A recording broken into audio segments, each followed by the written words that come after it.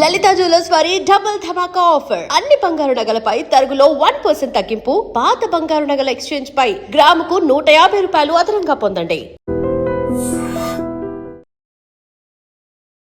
I dream చూస్తున్న ప్రేక్షకులందరికీ నమస్కారం. ఈరోజు మనతో పాటు జ్యోతిష పండితులు, ఆధ్యాత్మికవేత్త, శ్రీ విద్యా ఉపాసకులు డాక్టర్ బమిడి సుదర్శన్ శర్మ గారు మనతో పాటు ఉన్నారు. మాట్లాడదాం. నమస్కారం గురుగారు. గురుగారు, మరికొద్ది రోజుల్లో శ్రావణ మాసం ప్రారంభమవబోతుంది కదా, మరి శ్రావణ మాసం విశిష్టత ఏంటి? ఈ మాసంలో మనం చేయవలసిన దానాలు, పూజలు ఏంటి? ఇవన్నీ వివరించండి. మంచి ప్రశ్న వేశారు అనుజ్ఞ గారు. ఈ ప్రశ్న గురించి మాట్లాడుకోబోయే ముందు అసలు ఆధ్యాత్మికంగా దైవ ప్రార్థన చేసుకునే విషయంలోకి వెళ్దాం. బీజాపూరగదేక్షుకార్ముకరుజ చక్రాబ్జ పాశోత్పల వ్రీహ్యగ్రస్వ విషాణ రత్నకలశాన్ ప్రోధ్యత్కరాంభోరుహ ధ్యేయో వల్లభయ సపత్మకరయ సృష్టోజ్వల భూషయాత్ విశ్వోత్పత్తి విపత్తి సంస్థితికరో విఘ్నేశ ఇష్టాబ్దః. శ్రీ మహాగణాధిపతయే నమో నమః. అస్మద్గురు చరణారవిందాభ్యో నమో నమః. అస్మత్పితు శ్రీ భమిడి వెంకట సుబ్రహ్మణ్య శర్మ పాదారవిందాభ్యో నమో నమః. ప్రధానంగా మనకి మాసానాం అన్ని మాసాల్లో కన్నా మనకి ప్రకృతి చాలా విశేషంగా తెలియజేస్తూ ఉంటుంది. ఏమిటి అంటే, మనకి మాసాలు అన్నిట్లో కన్నా పండగలు ప్రారంభమైంది గురు పౌర్ణమితో ప్రారంభమవుతుంది.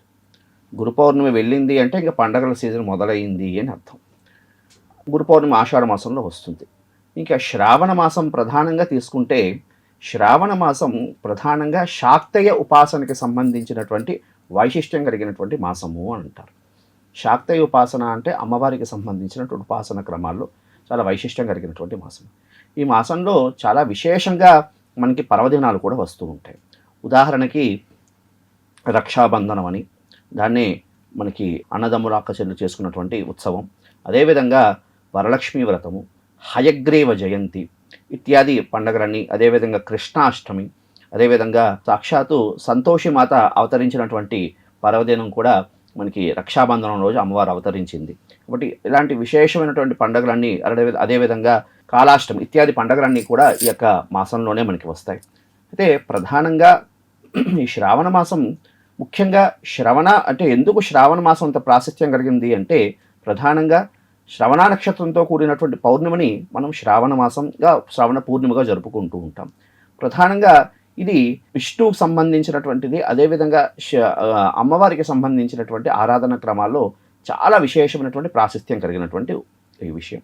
ప్రధానంగా మనకి ఈ యొక్క శ్రావణ మాసంలో ఏమిటి చేసుకోవాలి, ఏ విధంగా మనం ఈ యొక్క ఉత్సవాన్ని చేసుకోవాలయ్యా అంటే, ప్రధానంగా శ్రావణ మాసం ఎవరెవరు ఆర్థికంగా ఇబ్బంది పడుతూ ఉంటారు, అదేవిధంగా విశేషంగా కామ్యసిద్ధి ఒక కామ్యం చేసుకోవడానికి విశేషంగా ఎవరు కృషి చేస్తూ ఉంటారో వారందరికీ కూడా ఈ యొక్క శ్రావణ మాసం చాలా విశేషంగా మనం దాన్ని సద్వినియోగం చేసుకోవచ్చు అంటారు. ఉదాహరణకి మనం చూడండి, శ్రావణ సోమవారాలు అంటారు.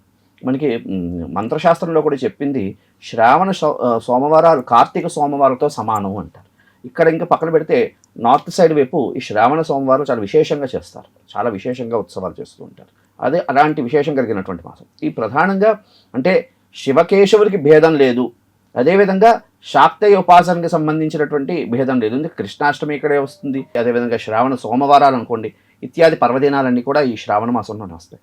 అయితే ప్రధానంగా ఈ శ్రావణ మాసంలో ఏమిటి చేసుకోవాలయ్యా అంటే, ప్రధానంగా మహాలక్ష్మి అమ్మవారికి సంబంధించి ఒక దీక్షగా పెట్టుకుని, ఎవరెవరు ఆర్థికంగా ఇబ్బందులు పడుతూ ఉంటారో, ఎవరెవరికి కామ్యసిద్ధి అంటే కొంతమందికి ఏదైనా అనుకుని ఎంత ప్రయత్నం చేసినా కోరిక అవ్వదు, అలాంటి వాళ్ళందరికీ కూడా ఈ యొక్క మాసాన్ని చక్కగా శ్రావణ మాసం ఆరంభం అవుతున్నది అనగా ఒక సంకల్పం చేసుకుని, ఎందుకంటే ఈ యొక్క మనకి ఈ ఆగస్టు 13వ తేదీ నుంచి మనకి శ్రావణ మాసం ప్రారంభం అవుతున్నది.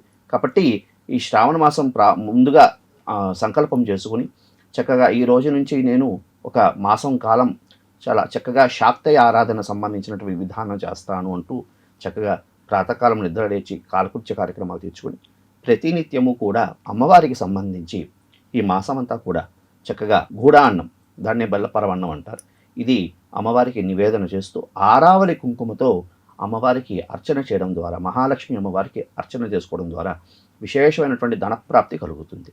అదేవిధంగా ఈ శ్రావణ మాసంలో ప్రధానంగా ఈ అనారోగ్య సమస్యలు అనుకోండి, అదేవిధంగా గ్రహదోషాలకి సంబంధించి ప్రధానంగా కొంతమంది కాలసర్ప దోషాలు అంటూ మనం ప్రస్తుతం వింటున్నాం.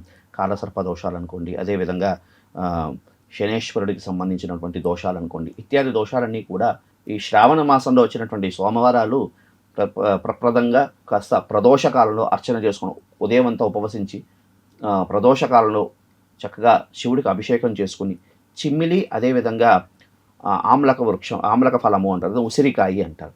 ఉసిరికాయ చక్కగా శివుడికి నివేదన చేసుకోవడం ద్వారా విశేషంగా ఉత్తమమైనటువంటి ఫలితాలు కలగడానికి అవకాశం ఉంటుంది. అదేవిధంగా చెప్పాను కదా, ఈ 30 రోజులు కూడా మహాలక్ష్మి అమ్మవారికి నిత్యము కూడా గూడాన్నం నివేదన చేస్తూ ఆరావళి కుంకుమతో, అదేవిధంగా గోమతి చక్రాలు, అదేవిధంగా గవ్వలతో అమ్మవారికి అర్చన చేయడం ద్వారా విశేషంగా దారిద్ర్యం పోయి ధనప్రాప్తి కలగడానికి అవకాశం ఉంటుందమ్మా. శ్రావణ మంగళ గౌరీ వ్రతాలు ఇది కూడా చక్కగా సౌభాగ్యాన్ని ఇచ్చినటువంటి విశేషమైనటువంటి మాసంగా మనం పర్వదినంగా చేసుకోవచ్చు. ప్రధానంగా ఈ శ్రావణ మాసం మనకి ధనప్రాప్తి కలగాలన్నా, చక్కగా ఇదవ్వాలంటే ఈ చేయకూడని పనులు ఏమిటి అంటే చక్కగా ఇల్లుని శుచిశుభ్రంగా ఉంచుకోవాలి.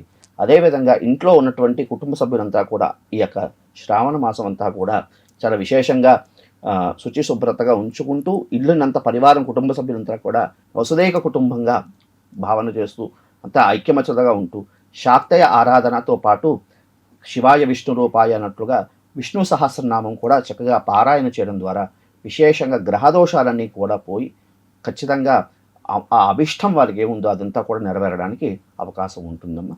ఇది ప్రధానమైనటువంటి. శ్రావణ సోమవారాలకి ఎందుకంత విశిష్టత, అలాగే శ్రావణ సోమవారాల ప్రాముఖ్యత ఏంటి, ఈ మాసంలో మనం చేయవలసిన పూజా విధానాలు, అలాగే ప్రత్యేకంగా సోమవారం నాడు మనం పూజా విధానం ఏ విధంగా ఉండాలి, ఇది వివరించండి. మంచి ప్రశ్న వేశారు. ఈ ప్రశ్న కోసం మాట్లాడబోయే ముందు ఆధ్యాత్మికంగా ప్రార్థన చేసుకునే విషయంలోకి వెళ్దాం. వందే శంభుముమావతిం సురగురుం వందే జగత్కారణం వందే పన్నగభూషణం శశిధరం వందే పశూనాం పతిం వందే సూర్య శశాంక వందినయనం వందే ముకుంద ప్రియం వందే భక్తజనాశ్రయం చ వరదం వందే శివం శంకరం శాంతం పద్మాసనస్థం శశిధరమకుటం పంచవక్త్రం త్రినేత్రం శూలం వజ్రం చ ఖడ్గం పరశుమభయదం దక్షభాగే వహంతం నాగం పాశం చ ఘంటాం ప్రళయహుతవహం శాంకుశం వామభాగే నానాలంకారయుక్తం స్ఫటికమణి విభం పార్వతీశం నమామి. శ్రీ ఉమామహేశ్వర స్వామి దేవతాయ నమో నమః. అస్మద్గురు చరణారవిందాభ్యో నమో నమః. అస్మత్పితు శ్రీ భవిడి వెంకట సుబ్రహ్మణ్య శర్మ పాదారవిందాభ్యో నమో నమః. ప్రధానంగా మనకి శ్రావణ మాసంలో సోమవారాలు చాలా విశేషమైనటువంటిది. ప్రధానంగా మనకి కొన్ని మంత్రశాస్త్రాలు ఏం చెప్తాయంటే ఈ శ్రావణ మాసంలో వచ్చినటువంటి సోమవారాలు ఒక్క సోమవారం చేసిన మహాశివరాత్రి చేసినటువంటి ఫలితం కలుగుతుంది అని కొన్ని మనకి పురాణాలు కూడా తెలియజేస్తుంటాయి. అంటే విశేషంగా ఈ యొక్క శ్రావణ మాసంలో ప్రధానంగా శివుడికి చాలా ప్రీతికరమైనటువంటి మాసము అంటుంది. అదే అంటే శాక్తేయ ఉపాసనకే కాకుండా ఈ శ్రావణ మాసం శివుడికి కూడా చాలా ప్రీతికరమైనటువంటిది అని మనకి కొన్ని మంత్రగ్రంథాలు కూడా తెలియజేస్తున్నాయి. అందుకే మనకి నార్త్ సైడ్ అటువైపు మనకి శ్రావణ మాసంలో వచ్చినటువంటి సోమవారాలు చాలా విశేషంగా వాళ్ళు స్వామివారికి కొన్ని ప్రాంతాల్లో రాత్రి కూడా వాళ్ళు జాగరణ చేస్తూ ఉంటారు. అంటే ప్రాతకాలం అంతా ఉపవసించి ప్రదోషకాలంలో అభిషేకం చేస్తూ రాత్రి పాఠం కూడా వాళ్ళు జాగరణ చేస్తూ ఉంటారు. అంత విశేషంగా ప్రాశస్త్యం కలిగినటువంటిది ఈ శ్రావణ మాసంలో వచ్చినటువంటి సోమవారం. ప్రధానంగా ఏమిటయ్యా అంటారయ్యా అంటే ప్రధానంగా ఆర్థికంగా ఇబ్బందులు పడుతున్నవారు, అదేవిధంగా వివాహం కోసం ప్రయత్నం చేస్తూ ఇంకా విసిగెత్తిపోయి ఇంకా వివాహం జరగదు అన్నటువంటి ఆలోచనలో ఉన్నవాళ్ళు, ఇంట్లో కాస్త నకారాత్మకంగా ఏదో చికాకు జరిగింది, ఏదో చికాకు అయింది, నరదృష్టి ఉంది, అదేవిధంగా అనారోగ్య సమస్యలతో బాధపడేవారు, ఈ శ్రావణ మాసంలో వచ్చినటువంటి 4 కానీ 5 సోమవారాలు వస్తూ ఉంటాయి. ఈ యొక్క సోమవారాలు చేస్తే విశేషంగా ఈ దోషాలన్నీ కూడా పోయి ఆ పరమేశ్వరుడి యొక్క అనుగ్రహం కలుగుతుంది అని మనకి కొన్ని మంత్రగ్రంథాలు కూడా తెలియజేస్తుంది. అయితే బాగానే చెప్పారు గురుగారు. అయితే ఈ శ్రావణ మాసంలో వచ్చినటువంటి సోమవారాలు ఏ విధంగా చేయాలి, ఏ సమస్యలతో ఉన్న వాళ్ళకి ఏ విధంగా చేస్తే ఫలితాలు వస్తాయి అనే విషయం గురించి కూడా మనం తెలియజేసుకుందాం. ప్రధానంగా ఈ శ్రావణ మాసంలో ముఖ్యంగా ప్రాతకాలం, శ్రావణ మాసంలో వచ్చినటువంటి సోమవారం నాడు ప్రాతకాలమే నిద్రలేచి, అంటే ప్రాతకాలం అంటే 7:30కో 8:30కో కాదండి, సుమారుగా బ్రాహ్మీ ముహూర్తంలో నిద్రలేచి కాస్త కారకృత్య కార్యక్రమాలు తెచ్చుకొని ఆ రోజు సంకల్పం చేసుకోవాలి. ఈరోజు కాస్త విశేషంగా స్వామివారికి విశేష అర్చన అనేది చేసుకుంటాను అని సంకల్పం చేసుకుని చక్కగా స్వామివారికి విప్ప నూనెతో దీపారాధన చేయాలి. విప్ప నూనెతో దీపారాధన చేసి ఆ రోజు శక్తి ఉంటే ఉపవసించడం, లేదు శక్తి లేదు, అవకాశం లేదు, ఉపవసించడానికి శక్తి లేదు, వాళ్ళు కాస్త మధ్యాహ్నం పూట కాస్త గోధుమ నూకతో తయారు చేసినటువంటి పదార్థాన్ని స్వీకరించి, లేదు పళ్ళు అలా ఫ్రూట్స్ ఏవో తిని కాస్త ఆ విధంగా ఉండడం. అయిపోయిన తర్వాత ప్రదోషకాలంలో అంటే సాయంకాలం పూట చక్కగా ఆర్థిక సంబంధంతో బాధపడేవారు చక్కగా మృత్తికా శివలింగం తీసుకువచ్చి, చక్కగా మృత్తికా శివలింగాన్ని, మృత్తిక అంటే మట్టితో తయారైనటువంటి శివలింగాన్ని తీసుకొచ్చి, అది కూడా చేసే విధానం ఒకటి ఉంది. అది ఎలా పడితే అలా తీసుకొచ్చేయకూడదు. చక్కగా వల్మీకం అంటే పుట్టమన్ను నుంచి తీసుకుని వచ్చిన మట్టితో శివలింగాన్ని తయారు చేసి చక్కగా దానికి ఉపచారాలని చక్కగా పూజ చేసి, ముఖ్యంగా వట్టివేరు తాలూకా నీళ్లతో అభిషేకం చేయడం ద్వారా ఆర్థికమైనటువంటి ఇబ్బందుల నుండి వారికి ఉపశమనం కలుగుతుంది. చక్కగా అభిషేకం చేసి వారు చక్కగా ఈ తిల మిశ్రితం, అంటే గుడం అంటే బెల్లం, అదేవిధంగా తిలం అంటే నువ్వులు, నల్ల నువ్వులు, ఈ రెండు కలిపినటువంటి తయారైనటువంటి పదార్థాన్ని స్వామివారికి నివేదన చేయడం ద్వారా విశేషంగా ఆ పదార్థాన్ని కాస్త స్వీకరించి కొంచెం తీసుకుని ఆ మిగిలిన పదార్థాన్ని ఈ చీమలు తిరిగినటువంటి ప్రదేశంలో పడేయడం ద్వారా వారికి ఆర్థికమైనటువంటి ఇబ్బందుల నుండి ఉపశమనం కలుగుతుంది. అదేవిధంగా ప్రదోషకాలంలో అర్చన అంతా విశేషంగా అభిషేకం అంతా అయిపోయిన తర్వాత చక్కగా ఆ నక్షత్రం ఉంటే నక్షత్రం, లేదు స్వామి చంద్రుడు ఉంటే ఆ చంద్రుడి స్వరూపంలో, ఆ చంద్రుడి రూపంలో పరమేశ్వరుని ధ్యానం చేస్తూ చక్కగా అర్ఘ్యాలు ఇచ్చి చక్కగా భోజనం చేయడం ద్వారా విశేషమైనటువంటి ఫలితాలు కలగడానికి అవకాశం ఉంటుంది. ఇంకా ఈ అనారోగ్య సమస్యతో ఎవరు బాధపడుతూ ఉంటారో వారు చక్కగా తేనెతో అభిషేకం చేయడం ద్వారా విశేషంగా ఫలితాలు కలగడానికి అవకాశం అనేది ఉంటుంది. అదేవిధంగా ఇంకా కొంతమందికి మృత్తికా శివలింగం చేసుకోవాలి అన్నటువంటి ఇదే అంటే ప్రమాణం అంటూ ఏమీ లేదు. చక్కగా ఇంట్లో శివలింగం ఉంటే శివలింగానికి చక్కగా అభిషేకం చేసుకోవచ్చు. శివలింగం లేని వాళ్ళ ఇంట్లో కొంతమందికి శివలింగాలు ఉండవు, వాళ్ళు చక్కగా మృత్తికా శివలింగాన్ని తయారు చేసుకుని చక్కగా దానికి అభిషేకం చేసుకుని ఆ మృత్తికా శివలింగాన్ని చక్కగా మళ్ళీ గంగవడిలో నిమజ్జనం చేసేయాలి. ఇదొక విషయం. ఇంకా ప్రధానంగా వివాహ సంబంధమైనటువంటి ఇబ్బందులతో బాధపడేవారు చక్కగా గూడం అంటే బెల్లం, దాన్ని కాస్త గుండ చేసి దానితో చక్కగా అర్చన చేయడం. ఎందుకంటే పంచదార అనేది వేరే చక్కెర అని అంటూ ఉంటారు, మన అభిషేకం చేస్తున్నప్పుడు చక్కెర అంటూ ఉంటారు, కానీ అది దేంతో మనకి తయారవుతుందో తెలిసినటువంటి విషయం. కాబట్టి చక్కగా ఈ గుడంతో అంటే బెల్లం గుండతో చక్కగా అభిషేకం చేయడం ద్వారా విశేషంగా వివాహం సిద్ధించడానికి అవకాశం అనేది ఉంటుంది. ఈ విధంగా చేయడం. నెక్స్ట్ అదేవిధంగా స్వామివారికి ఆ రోజు చక్కగా తెల్ల జిల్లేడు పువ్వులు స్వామివారికి సమర్పణ చేయడం, అదేవిధంగా స్వామివారికి తెల్ల జిల్లేడు పువ్వులతో అభిషేకం చేసుకోవడం అనేది విధి విధానంలో ఉన్నటువంటిది. అర్చన క్రమంలో ఆ విధంగా చేసుకోవచ్చు. అదేవిధంగా బిలవదళాలతో స్వామివారికి అర్చన చేయడం ద్వారా విశేషమైనటువంటి ఇది కలుగుతుంది.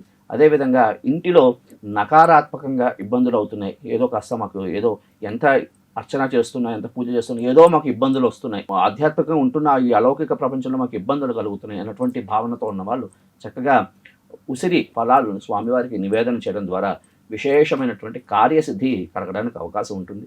చక్కగా ఈ విధంగా ఈ 4 సోమవారాలు అయితే 5 సోమవారాలు వస్తాయి. చక్కగా ఈ సోమవారాలు ఈ విధంగా చక్కగా పరమేశ్వరుడికి చక్కగా అభిషేకం చేసుకుని, ప్రదోషకాలను అభిషేకం చేసుకుని ఆ స్వామివారి యొక్క తీర్థప్రసాదాలు స్వీకరించి ఆ మృత్తికా శివలింగాన్ని చక్కగా నీటిలో నిమజ్జనం చేయడం.